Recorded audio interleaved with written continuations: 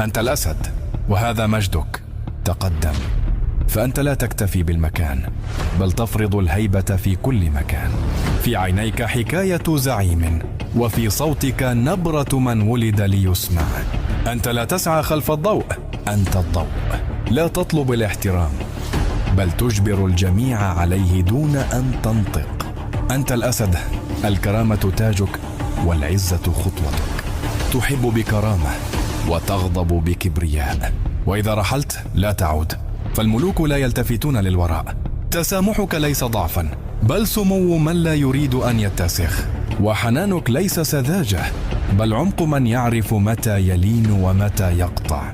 لا تجيد التصنع ولا تطيق الزيف، وجهك مرآة وقلبك واضح، لا يجيد الاختباء. أنت الأسد الذي إن حضر تغير الجو، وإن تكلم صمت الجميع.